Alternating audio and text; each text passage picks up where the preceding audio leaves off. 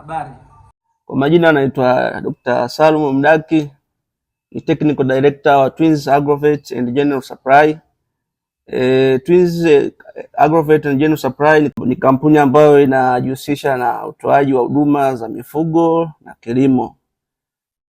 Kwa upande wa mifugo nitaelezea zaidi kwa upande wa mifugo, ambapo kampuni imekuwa inajikita katika utoaji wa huduma za chanjo kwa muda mrefu, ambao imekuwa ni mradi mama wa kampuni. Kwa upande wa utoaji wa chanjo kwa mifugo, kuna magonjwa mbalimbali ambayo ni magonjwa yamepewa kipaumbele na Wizara ya Mifugo. Kwa mfano ugonjwa wa homa ya mapafu kwa ng'ombe, kuna ugonjwa wa mapelengozi au ndui ya ng'ombe, lakini pia kuna ugonjwa wa kimeta na ugonjwa wa chambavu na magonjwa mengine. Kwa nini magonjwa haya yamepewa kipaumbele? Kwa sababu magonjwa haya yanaenea kwa kasi, lakini pia yanakuwa na madhara, lakini mlipuko wake unakuwa unasambaa kwa kasi kwa muda mfupi. Faida nyingine au kipaumbele, kwa nini kipaumbele kingine kimepewa kwenye haya magonjwa? Ni kwa sababu magonjwa haya pia yanaweza kuambukizwa kwa kuvuka mipaka ya nchi, tunaita transboundary. Kwa maana madhara yake inaweza ikaleta madhara kwenye swala la biashara, vizuizi vya kibiashara, endapo magonjwa haya hayatadhibitiwa. Kampuni ya Twins ina approach yake ambayo inatumia katika utoaji wa huduma za chanjo, ambayo tunaita mass vaccination. Kwa nini mass vaccination au mass vaccination ni nini? Mass vaccination ni utoaji wa huduma ya chanjo kwa makundi makubwa ya ng'ombe. Wakati ambapo ng'ombe katika kwenye kijiji au kwenye eneo fulani wanakusanyika katika eneo moja, wanapatiwa huduma ya chanjo kwa pamoja. Kwa nini tunafanya mass vaccination approach? Tunatumia approach hii, kwanza moja ya faida zake ni kupunguza gharama ya utendaji kazi, kwa sababu wanapokusanyika mifugo wengi kwa sehemu moja, inakuwa rahisi kupatiwa kwa wakati, lakini kwa muda mfupi. Lakini pia inapunguza gharama ya usafiri, kuzunguka kila eneo kutoa huduma tofauti.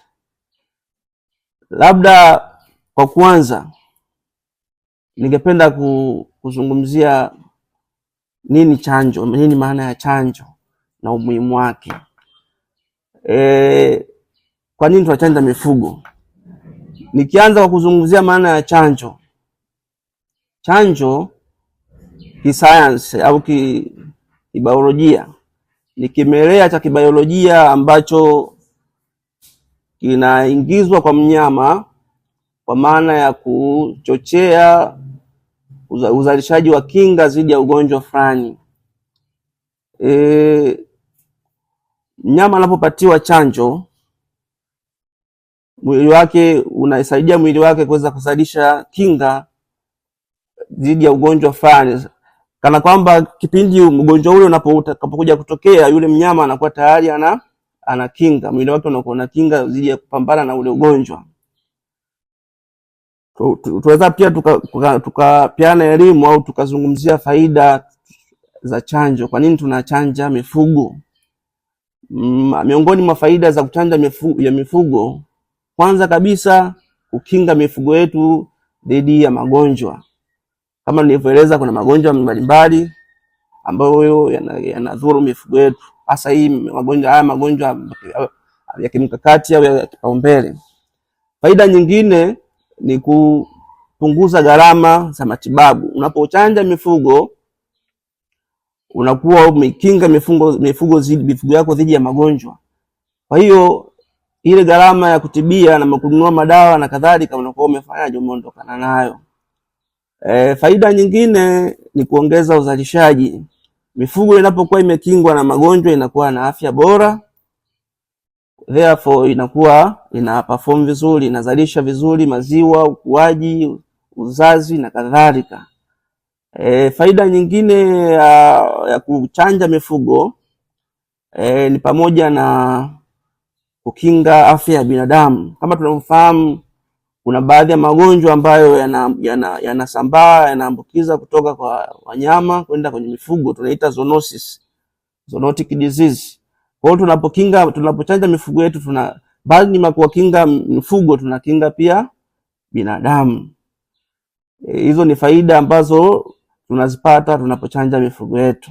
Miongoni mwa chanjo ambazo tunazitoa kwa upande wa ng'ombe, tunatoa chanjo ya homa ya mapafu, lakini tunatoa chanjo ya mapele ngozi, lumpy skin disease vaccine. Pia tunatoa chanjo ya kimeta, chanjo ya chambavu, black quarter. Pia tunatoa chanjo ya FMD, foot and mouth diseases. Kwa upande wa kondoo na mbuzi, tunatoa chanjo ya homa ya mapafu kwa mbuzi, CSPP, lakini pia tunatoa chanjo ya sotoka ya mbuzi na kondoo, PPR.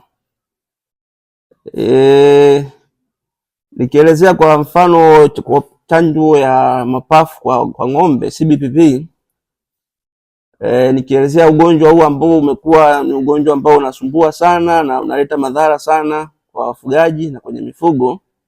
Ni ugonjwa ambao unasababishwa na bakteria aina ya Mycoplasma mycoides. Ni bakteria ambao analeta challenge sana kwenye matibabu, sababu ni grupu la bakteria. Ndio maana tunasisitiza sana tutumie chanjo kama njia ya kukabiliana na ugonjwa huu ambao ni mgonjwa wa kimkakati, ugonjwa ambao unaleta madhara makubwa.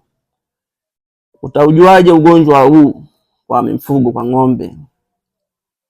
Moja ya dalili ambazo ni dalili muhimu sana, kwanza ni ugonjwa ambao kama tulivyosema ni homa ya mapafu kwa ng'ombe. Ni ugonjwa ambao unashambulia mapafu na unamletea ng'ombe kuwa na joto kali, joto paka centigrade 41.5. Lakini pia kama nilivyosema unashambulia mapafu, unamfanya ng'ombe anakuwa anapata shida ya kuhema, anahema kwa shida. Lakini pia muda mwingine anakuwa anashindwa kutembea vizuri, kwa mfano kwenye kundi anakuwa anabaki nyuma. Utaonaje kama anahema kwa shida? Utakuta ananyenyua kichwa na anapinda mgongo, muda mwingine anatanua miguu ya mbele. Lakini dalili zingine ambazo zinaonekana ni pamoja na utiririkaji wa kawaida wa makamasi na machozi. Lakini pia dalili kama hatopatiwa matibabu kwa wakati, ng'ombe utamuona anakohoa kikohozi kikavu, lakini baadaye anakohoa kikohozi cha baridi ambacho kinaambatana na makohozi. Jinsi gani ugonjwa huu unavyoenezwa? Ugonjwa huu unaenezwa kwa njia ya contact, njia ya kugusana. Na pia njia nyingine muhimu ya kueneza ugonjwa huu njia ya hewa. Kama nilivyosema, ni ugonjwa ambao una affect njia za hewa, mfumo wa hewa. Kwa njia ya kugusana, kwa mfano wanaposhare kwenye maji, sehemu za kunywea maji, sehemu za chakula, vimiminika vyote vya kwenye mwili kama mkojo, kamasi na kadhalika. Lakini pia kwa njia ya hewa.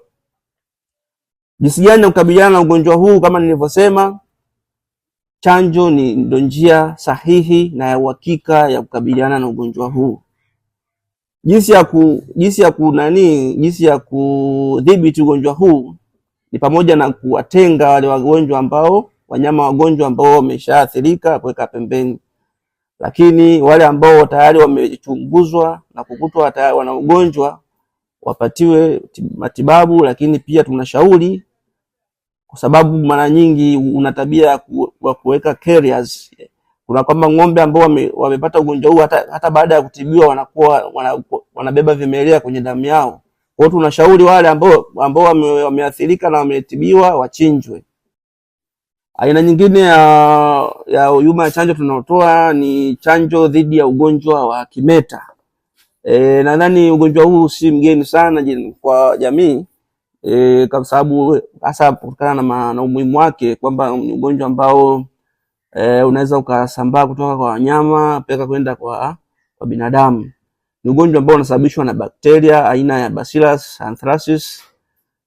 Ni vimelea ambavyo vinapatikana mara nyingi kwenye ardhi au kwenye samadi, kwenye zizi cha ng'ombe, na inapotokea mnyama amekuwa exposed au amepata kugusana na hivi vimelea, basi unaweza ukaona dalili kuu ambayo inatumia kutambua ni uvujaji wa damu. Lakini ambayo ikisha dalili ya mbele. Lakini dalili za awali ni pamoja na upumuaji wa shida, lakini joto kuwa kali. Kama kuna wanyama wajawazito wanaweza wakatupa mimba. Ugonjwa mwingine ambao tunatoa huduma ya chanjo ni ugonjwa wa mapele ngozi au ndui ya ng'ombe, lumpy skin disease. Ugonjwa huu unasababishwa na vimelea vya virus aina ya caprivirus au pox virus family. Ni ugonjwa ambao una sifa ya dalili zake, ng'ombe wanakuwa na mapele makubwa kwenye ngozi, maeneo ya shingoni, mgongoni, kwenye kiwele na kichwani na kadhalika. Manundu, mapele haya yanakuwa ukubwa magumu, yanakuwa kwenye shape ya duara na yanakuwa, unaweza ukasema ni kama manundu. Dalili zingine za ugonjwa huu, ng'ombe wanakuwa wanatoa makamasi pia na machozi. Lakini muda mwingine wanakuwa wanachechemea. Kama kwa wajawazito muda mwingine wanaweza wakatupa mimba. Mbali na hizo dalili nyingine ni kama ng'ombe anayekamuliwa au anayetoa maziwa uzalishaji wa maziwa unashuka, kiambatana na homa kali na ukuaji hafifu. Jinsi gani ugonjwa huu unaweza kuenea kutoka kwa wanyama sehemu moja kwenda sehemu nyingine? Inaweza kaenezwa kwa njia ya mgusano, contact, kwenye maeneo ya malisho, maeneo ya kunyoshea maji, lakini kwa njia mbalimbali za vimiminika vya mwili kama mikojo, kinyesi na kadhalika, machozi na kadhalika. Lakini pia kwa njia ya kung'atwa na wadudu mbalimbali jamii ya nzi kama Stomox cacitrans na kadhalika. Wanapong'ata hao wadudu wanasambaza ule ugonjwa, hasa wanapong'ata mnyama ambaye ana maambukizi na kwenda kung'ata mnyama mwingine kwa njia hiyo. Jinsi ya kudhibiti ugonjwa huu, kama nilivyosema, ugonjwa unasababishwa na vimelea vya virus, na kama tunavyofahamu virus hawana tiba. Kinachofanyika, tumejikita zaidi kwenye utoaji wa chanjo, kwa maana ndo solution ya uhakika wa kudhibiti ugonjwa huu, kukinga na kudhibiti. Bali na chanjo, pia unaweza ukatumia njia za matumizi ya dawa za antibiotic vidhibiti vimelea vya bakteria, kwa maana ya kumkinga mnyama dhidi ya magonjwa nyemelezi kama secondary infection. Ugonjwa mwingine ambao tunadili nao, tunapatia huduma ya chanjo, ni ugonjwa unafahamika kama kimeta au anthrax. Ni ugonjwa ambao unasababishwa na vimelea aina ya bakteria kwa jina la Bacillus anthracis, ambavyo vinapatikana kwenye mazingira ya udongo, mazingira ya malisho, lakini pia mazingira ya samadi. Wakati mnyama anapokuwa kwenye contact na hivi vimelea, dalili ambazo zinaambatana na maambukizi ya vimelea hivi ni pamoja na mnyama anakuwa na joto kali, lakini kama ni wajawazito wanaweza wakatoa mimba ikiambatana na chembechembe za damu kwenye maji ya uzazi. Lakini mnyama anaweza kaharisha kuharisha kwa kiasi kikubwa kikiambatana kichanganyika na chembechembe za damu. Pia kwenye maziwa unaweza ukawa na pia na chembechembe za damu. Dalili za mwisho ni pale ambapo mnyama anaanza kutoa damu kwenye matundu yote ya mwili. Inapofikia hatua hii si rahisi kumwokoa mnyama.